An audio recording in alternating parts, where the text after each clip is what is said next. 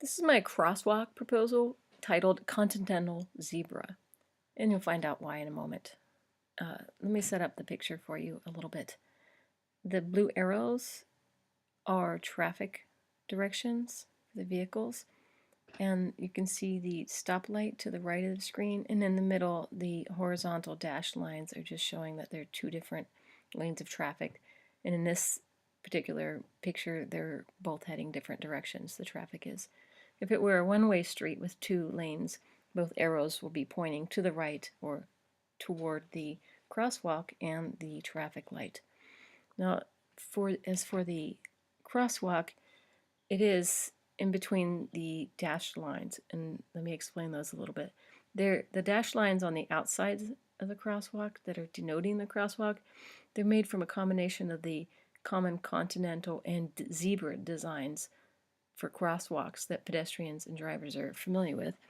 The diagonal continental zebra patterns also play on the road signs that signal for a vehicle to stay to the left or to the right, which also directs the pedestrians inside the walkway the way that these are. So if you look to the pattern, the continental zebra pattern that's on the right side of the crosswalk, it's telling the pedestrians to stay to the inside, and the one on the left is doing the same thing.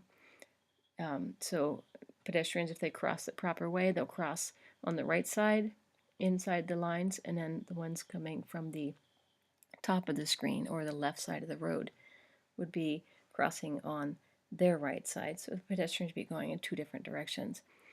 Now, as for the design, the rest of the design of the crosswalk, if you're a pedestrian and you're standing on to the right of traffic, or to, we'll say, the bottom of the screen, or also the right, if you're standing in the right places, you'll see the word imagine.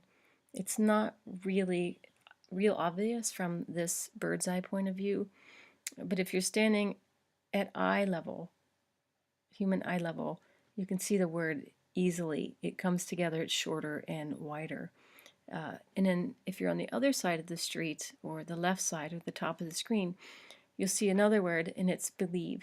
And on either side of the street they're standing, the word on the opposite side will be upside down to the viewer, and most likely you can't tell what it is. So the idea behind this is kind of like the aha moment, when you're standing there waiting to cross traffic and you look down and you may not immediately see that it's a word, but if you're standing in the right place, most likely you're going to see the word because it looks kind of normal when you're standing there. And also the words are kind of motivational and inspiring words, and they're kind of really some feel-good words. And these words aren't going to be a distraction to a driver, because if you imagine you're the driver to the right or also the bottom of the screen heading toward the traffic pattern, or toward the traffic light, the words are only going to be perpendicular lines to you on the road. They just look like lines that are perpendicular to your vehicle. You can't make them out. They're not even intriguing enough to try to make out because they just look like lines on the road. So I don't believe that they'll be distracting to a driver, nor to a walker, because the walker is going to see what they are before they even start walking. If you're already on the crosswalk and look down to, I don't think it's going to be intriguing enough to wonder what those words are, because they're going to look different if you're standing over top of them. They're meant to be viewed from a distance and at a triangular type view. And another thing is, once this screen starts to go to the next one, I have it set up so that the crosswalk will rotate and turn so that it'll give you a different perspective of it. And if for some reason that doesn't happen, if you have a laptop, if you hold your screen up, or your eye, change your eye view and pretend that you're a pedestrian standing and trying to look at this. So hold your laptop up so that if it's like a piece of paper, it's almost up to eye level and you can look out across it and see that word clearly.